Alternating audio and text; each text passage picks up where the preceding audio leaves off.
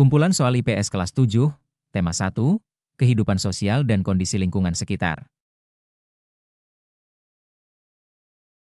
1.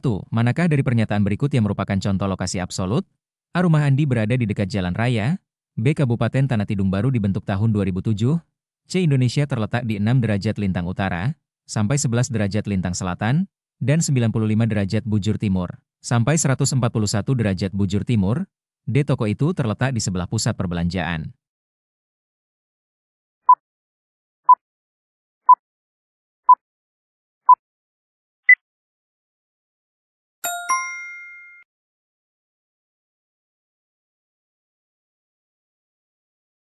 Lokasi absolut ditentukan dengan koordinat lintang dan bujur, dan tetap sifatnya. Pernyataan C menunjukkan posisi geografis Indonesia berdasarkan koordinat. Pilihan A, B, dan D menunjukkan lokasi relatif karena bergantung pada keadaan sekitar atau administrasi.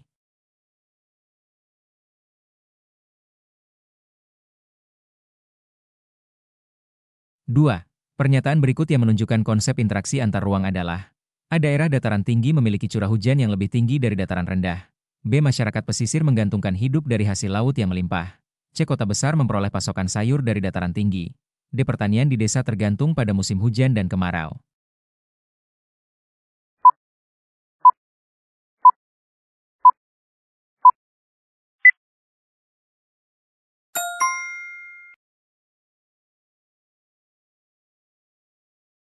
Interaksi antar ruang terjadi jika ada hubungan saling memengaruhi antar wilayah, karena perbedaan potensi dan kebutuhan.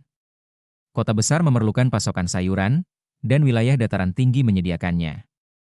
Maka, terjadi interaksi. A dan B hanya menggambarkan kondisi wilayah. D menunjukkan ketergantungan pada musim, bukan interaksi.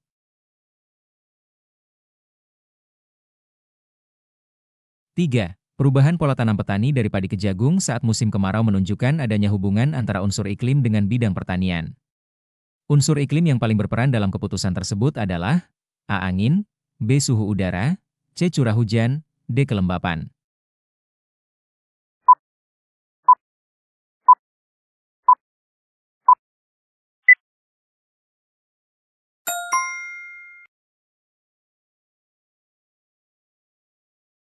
Curah hujan memengaruhi ketersediaan air untuk tanaman.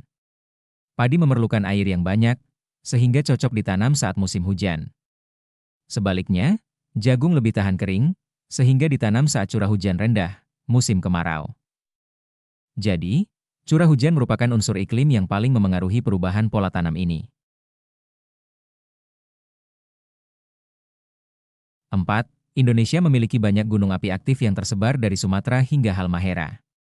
Hal ini disebabkan oleh letak geologis Indonesia yang berada A. di daerah tropis yang menerima curah hujan tinggi, B. di antara dua benua besar, Asia dan Australia, C. di pertemuan dua jalur pegunungan besar dunia, D. di sepanjang garis ekuator yang panas sepanjang tahun.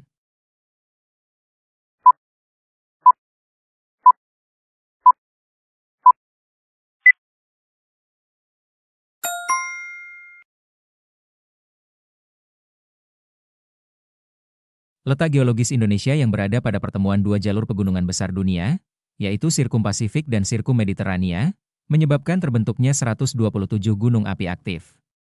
Ini adalah hasil dari aktivitas vulkanik yang intens akibat tumbukan lempeng dan jalur subduksi di kawasan tersebut. 5. Seorang pemilik restoran mengalami penurunan jumlah pelanggan. Setelah dianalisis, penyebabnya adalah harga yang terlalu tinggi dibandingkan dengan restoran lain. Berdasarkan evaluasi faktor konsumsi, langkah terbaik untuk meningkatkan konsumsi pelanggan adalah A. Menurunkan kualitas makanan agar harga bisa ditekan, B. Menyesuaikan harga dengan mempertahankan kualitas, C. Mengurangi porsi makanan agar keuntungan tetap besar, D. Mengubah lokasi restoran ke tempat yang lebih ramai.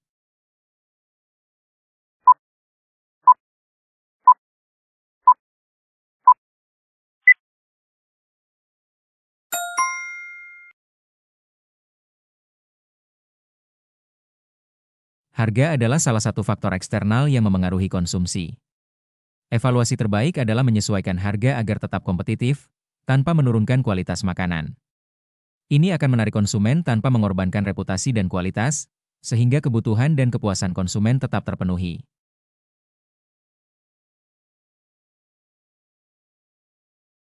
6. Seorang siswa melihat temannya sedang bertengkar karena perbedaan pendapat dalam diskusi kelompok. Ia memutuskan untuk menengahi dan mengajak mereka berdialog agar suasana menjadi kondusif. Tindakan siswa tersebut merupakan bentuk interaksi sosial berupa A. Persaingan, B. Akomodasi, C. Kontravensi, D. Akulturasi.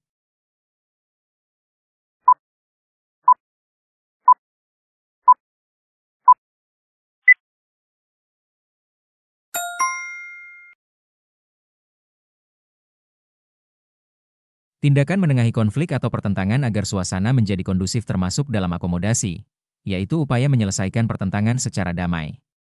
Persaingan, A. Tidak tepat karena tidak terjadi usaha menunjukkan keunggulan. Kontravensi, C. Salah, karena kontravensi terjadi jika ada sikap ketidaksukaan tersembunyi. Akulturasi, D. Tidak relevan karena menyangkut budaya, bukan konflik antar pribadi.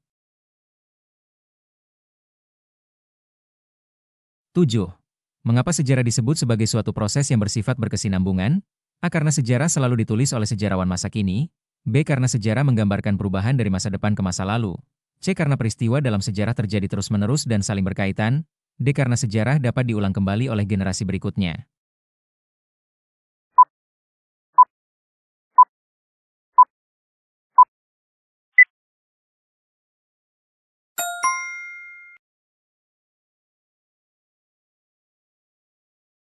Sejarah berasal dari kata Arab syajarah, pohon, yang menggambarkan cabang atau rantai kejadian yang berkesinambungan. Artinya, peristiwa sejarah satu dengan yang lainnya saling berkaitan dan tidak berdiri sendiri. Hal ini mencerminkan proses kontinuitas dalam sejarah.